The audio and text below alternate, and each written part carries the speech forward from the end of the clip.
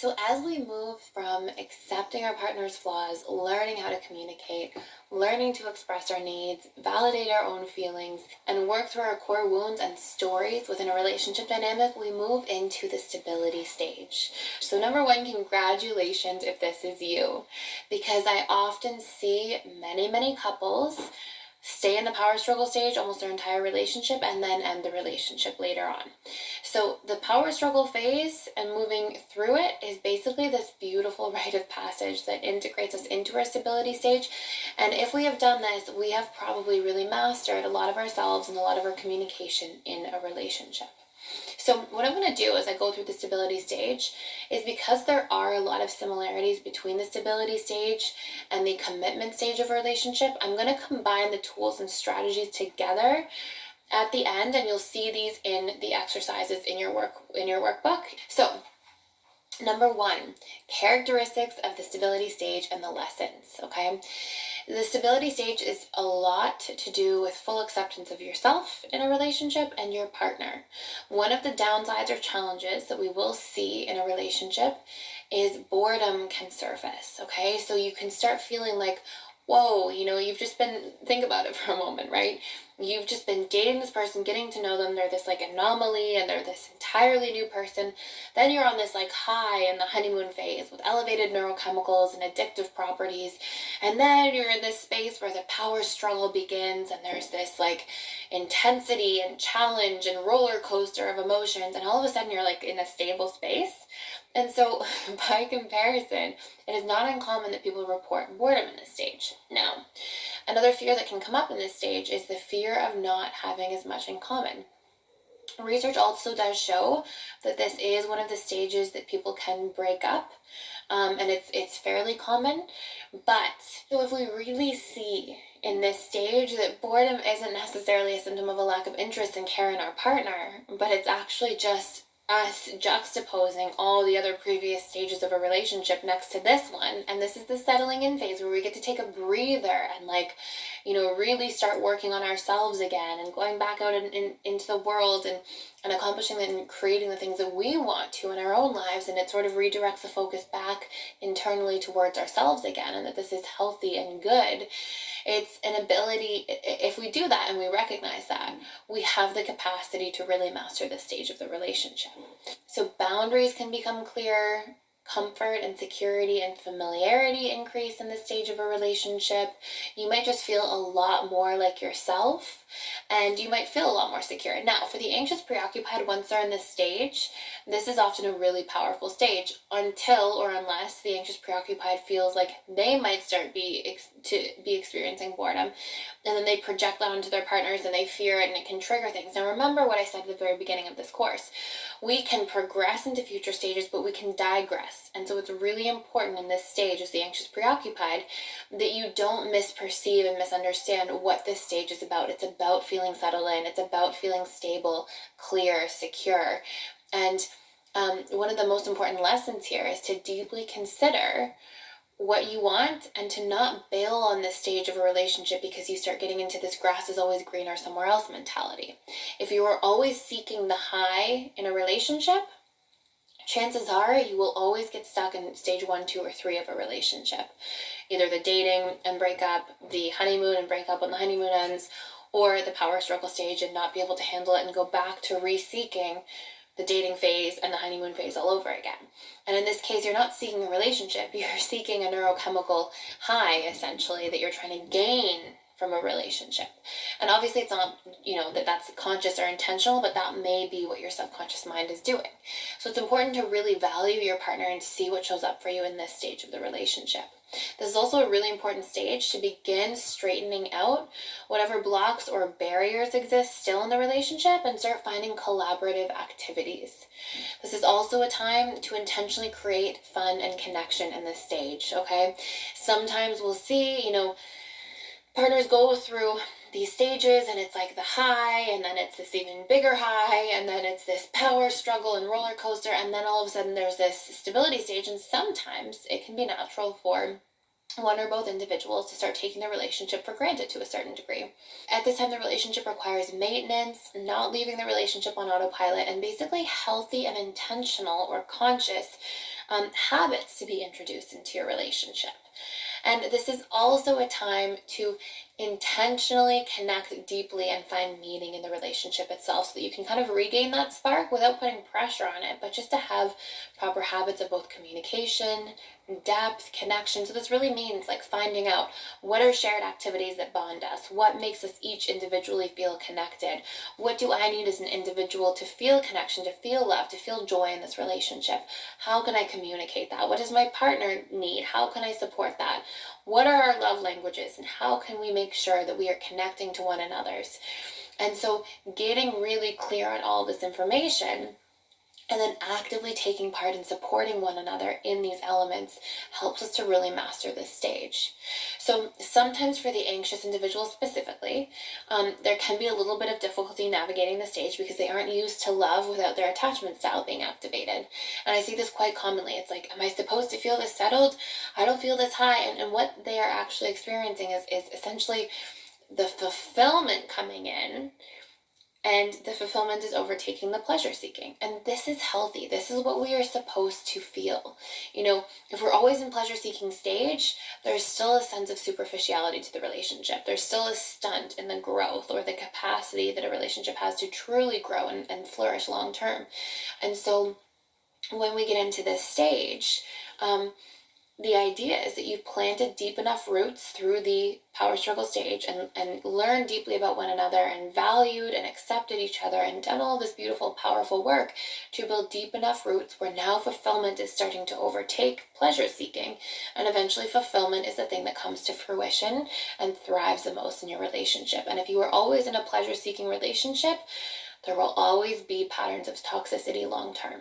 So sometimes the anxious preoccupied does confuse us with boredom and can try to start small fires in the relationship in order to get back on the roller coaster if they're confusing this stage with the relationship dying.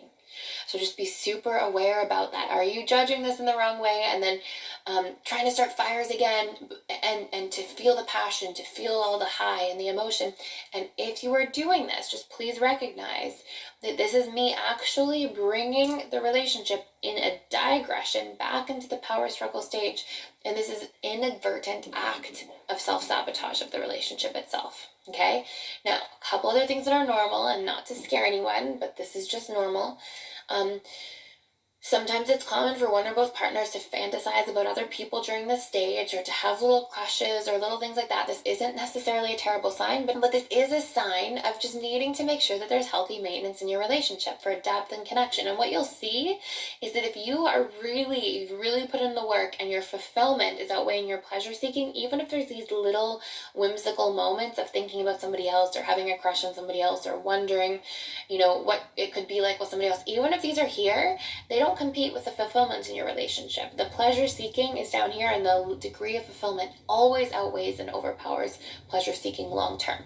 It's like saying if somebody's truly deeply happy in their lives and feeling really fulfilled and empowered in all 7 areas and emotionally regulated and all these things, it's hard for painful patterns to still stay alive in that person. As we start healing and feeling better, a lot of the negative coping mechanisms fall away. And you can use that as an analogy to relate to this phase of a relationship. If we are feeling really fulfilled in the relationship, any pleasure seeking activities just don't carry so much weight. Any fantasize or thinking about something else are just sort of passing thoughts or curiosities.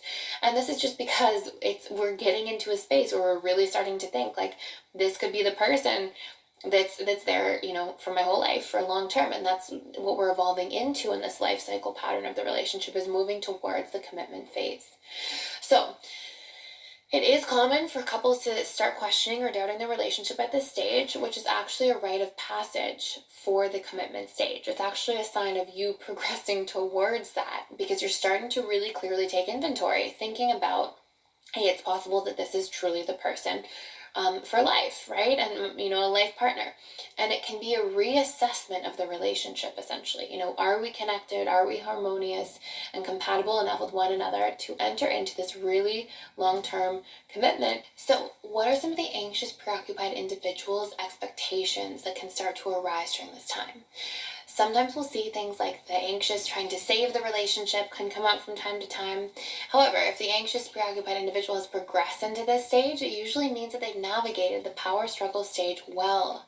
And they should see some of their anxiety and attachment triggers coming down in this phase. If you've really shown up and done the work in the power struggle stage of the relationship, what you are likely going to find is that literally you've reprogrammed a lot of unconscious patterns and wounds and lack of ability to communicate and bring your needs healthily into the relationship in the previous phase. So usually your triggers will not be as extreme during this time, they will not be as frequent, and your ability to deal with them and work through them and communicate around them in a healthy way have usually grown exponentially, essentially. So what's essentially required in this phase is regular relationship maintenance. So, date nights, connection rituals, deep conversation that you're having intentionally, intimacy, like really setting up things that are supporting any slightly disempowered or disconnected areas of the relationship. And sometimes there can still be, for the anxious preoccupied specifically, a bit of a stronger need for validation and reassurance just as you're navigating this phase of the relationship. Other styles tend to not feel the need for this as much as they're in that stage, but neither of these things are necessarily healthy or unhealthy. So what protest behaviors show up for the anxious preoccupied in this stage of the relationship? A lot of the threatening, contempt, and manipulative behaviors start to really regulate during this phase and sort of calm down. But sometimes we'll see on very low levels the anxious preoccupied still trying to create little bits of jealousy, right? Because out of that fear of boredom, that little trauma response can come up. Sometimes we'll still see poor boundaries for the anxious preoccupied, which can lead to that resentment and criticism. Because again, sometimes the anxious preoccupied can get into this headspace of thinking they have to save the relationship, as the mind fills in the blanks and thinks the relationship is dying just because there's some stability and emotional regulation here. Also, sometimes we'll see things like little snooping patterns or blaming can still have a little bit of emotional residue, but these are, again, usually much more integrated, resolved more quickly, and usually not taken as personally. There are usually less stories, and this is a really empowering phase to be in as the individual, because it's a sign that, hey, I've healed a lot of these things. I've learned how to move through and regulate a lot of these things. And there's often significantly more trust that the person won't abandon or betray you in this phase. Usually the stability phase is marked by an increased level of trust from the power struggle phase. So, make sure you're staying on top of your self-work. Do not throw in the towel on your self-work just because the relationship is stabilized. Do not throw in the towel of relationship work and maintenance just because you're in this stage. And as you master this stage, what you'll see is the excitement of feeling loved again deeply returns, but just in a more mature way. And this is as we enter into the commitment and bliss stages in the relationship.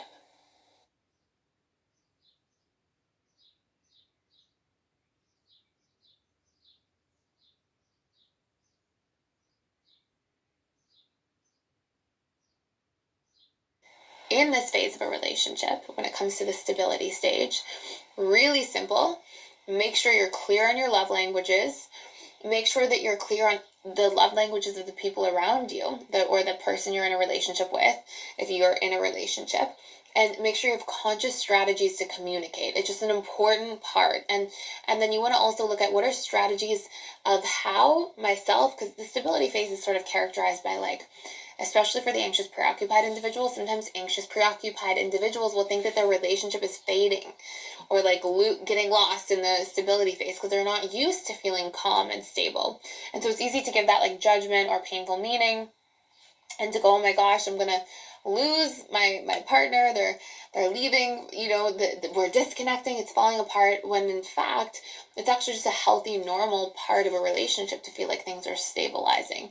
And so what you're then going to do is make a list of like brainstormed activities that you and your partner can have, so that if you're feeling like that and you're fearing that, instead you have these habits of connection that will produce that deep connection, that vulnerability that we always learn about each other in our relationship, so that you can effectively move through that stage and then move into the commitment phase. And the commitment phase of a relationship is so much fun because you can really look at it. This is the part where you get to really communicate with somebody and like talk about what is life going to be like? Like, what is important that, what are the important things we have to take part in, and conversations we need to have about like life and children and the future and where you want to live and all these different dynamics. And so if you look at page 19 and 20 and 21, it is, there's 59. There's one bonus question missing, I'll have to add. There's a set of questions for you to literally dive into, and they're deep connection questions, and these are questions that are going to help you to open up, keep learning more and more about your partner.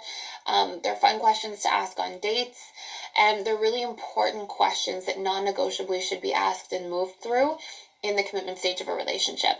Whatever conversations you don't have from these 60 questions, you are going to find appear as obstacles in your relationship later on.